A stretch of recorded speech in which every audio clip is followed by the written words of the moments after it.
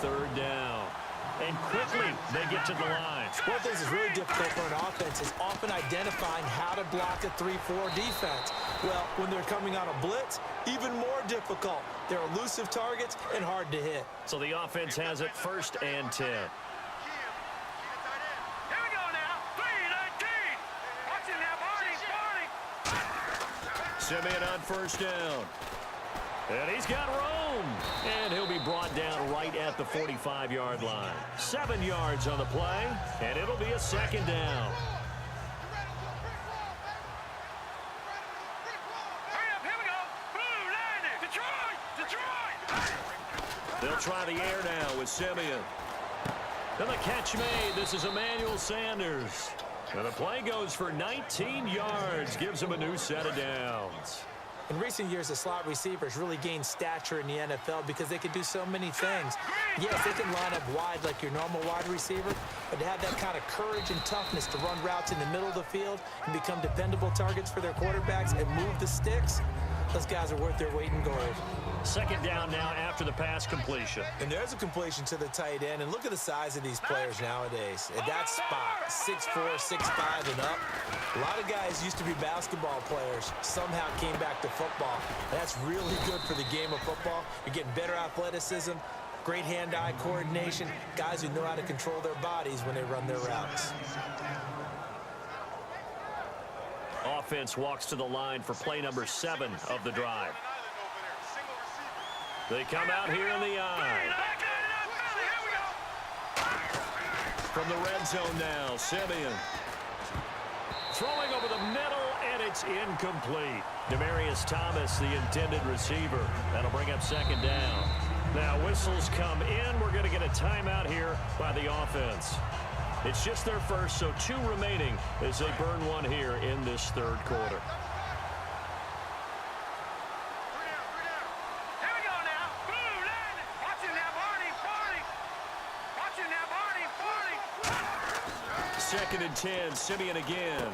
He goes underneath for Anderson.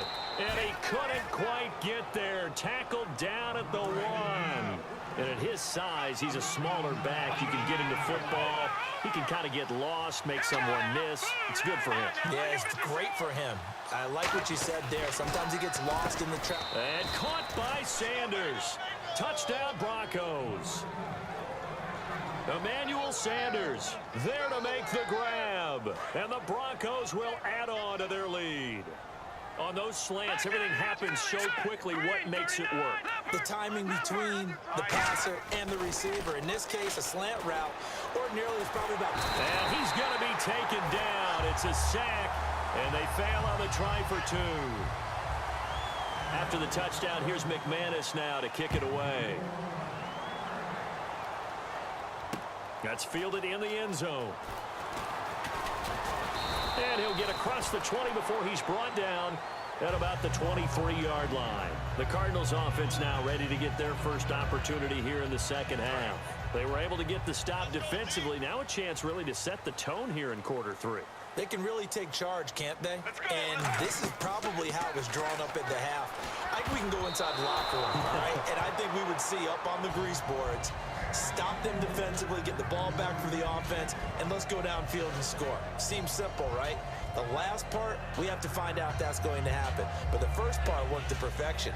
Did exactly what they wanted, and now their offense has to pay it off. See if they can get the latter 50%. Offense looking to avoid a 3rd and long. It's 2nd and 10.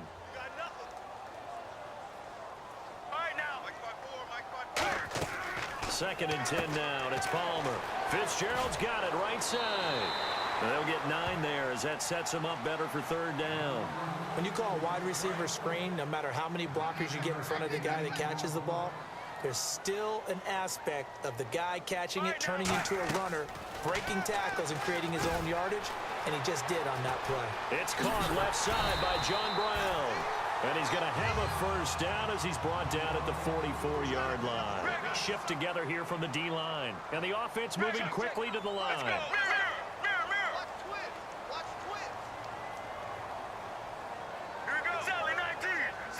Brown, the lone receiver, left. Now Palmer.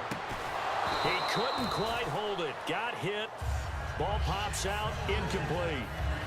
Little lull in the action here to go over an offseason storyline that's kind of interesting. L.A. a couple years ago, they have no teams, and now they're going to have two with the move from San Diego to L.A. What does that mean for the league and for the Chargers? It seems like an easier transition, doesn't it, than St. Louis when they moved back to Los Angeles. Less culture shock. Less culture shock, less, obviously geography, the whole deal.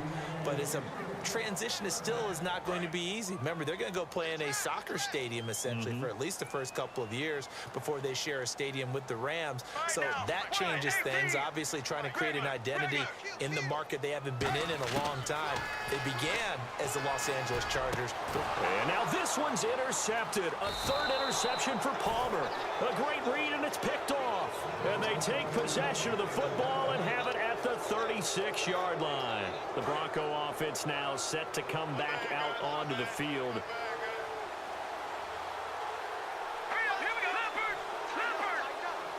Green, the tight end, in motion. After the interception, here's Simeon. Green's got it over the middle. And he's taken down, but not before getting this across midfield and just shy of the 40. Partner, it's a lot of fun watching the NFL now, isn't it? Because when the big fella runs routes, it used to be when we were kids, he'd run about 3. Fresh set of downs here. They come out here in the eye. They send Thomas out to the right by himself.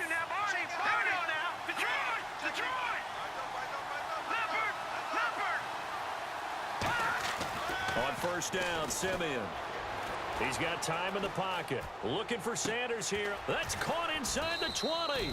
And he gets this one all the way down inside the 20-yard line.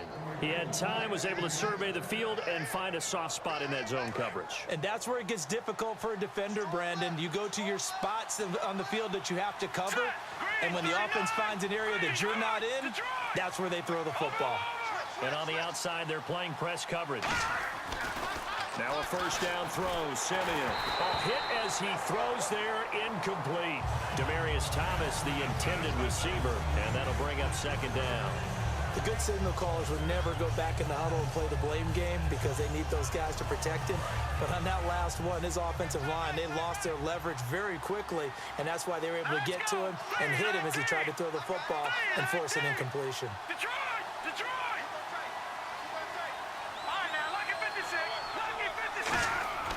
On 2nd and 10, Simeon.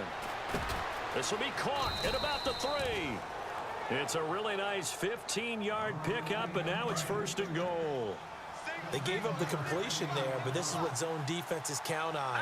Catching the ball and not much run after the catch. Throwing again is Simeon. And the Denver Broncos are in for 6. So a quarterback scramble, certainly a pass play, but he saw something, tucked it, and got in the end zone. A lot of quarterbacks, when they scramble, they're scrambling to create more time to throw the ball downfield. In this situation, as you noted, he tucked it and took off. Great play by him. After the touchdown, here's McManus now to kick it away. This is taken about 7 yards deep. And they'll put up the stop sign there as his guys will get it at the 25. Here's the Arizona offense now as they get set to take over. And following the interception, just any interception, are you a little bit more cautious when you start that next drive, or no, you just throw that out the window? I think you are. I don't think that there's any way you can run back out there and go, totally didn't affect me. Let's just go ahead and be loose with the football again. You're going to take care of it, but you have to be careful about being too cautious because now... And now the Broncos will burn another timeout here. That's going to leave them with just one remaining here in this fourth quarter.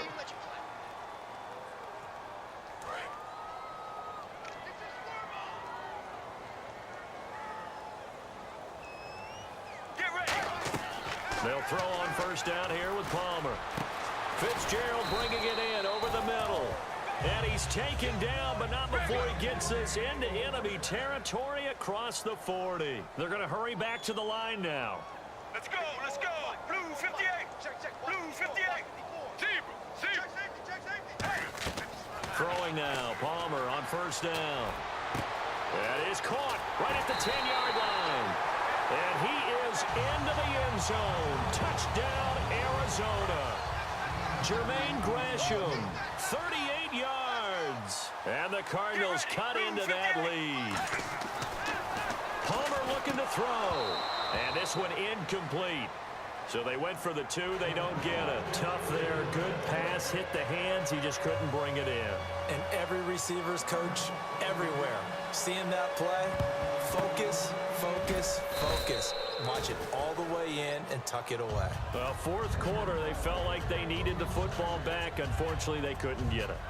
And I know we brought analytics into the game, and someone has said here that the data says that when a team's expecting an onside kick, 80% of the time, the team expecting it, they do actually recover the ball, which is what we saw here. I just wonder if that number is much more of a anecdotal type of a number. Kind of like when the coaches tell us, well, when you score on special teams, 93% of the time you win the game. I'm still waiting to see that number is empirical. On first down, it's Simeon. Escaping the pressure right. He's going to let... This is caught inside the 15. And he gets this one all the way down inside the 15.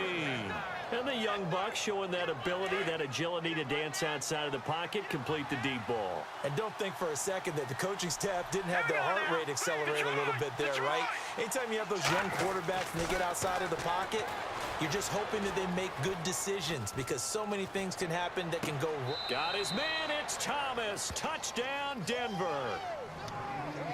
Demaryius Thomas from 13 yards out. And the Broncos will extend their lead. They were still throwing with a comfortable lead here late, and now that lead even more comfortable. And your first thought is there bad blood that went into this one ahead of time, that maybe they're seeking some revenge or they just don't like them? But the other thing that always hits me is, are they worried about playoff positioning? Right? Are they worried about, do you need enough points in case there's a tiebreaker that comes into play later? Arizona getting ready to go as they take the field. Last time they were out, they scored. Still trailing here, though, so some work to do. But it's okay in terms of mindset. Because they scored the last time, they're not quite as worried about being down on the scoreboard because now their confidence is a little bit higher. They feel like they've got something going, and they feel like they can attack again and put more points on the board. Are you scoreboard watching if you're the offense, or are you just focused on this drive? We wouldn't be telling the truth if we said that they didn't scoreboard watch. Everyone does it to some extent, but you've got to set it aside right now and just focus on this series. That'll take care of the scoreboard if they punch it into the end zone.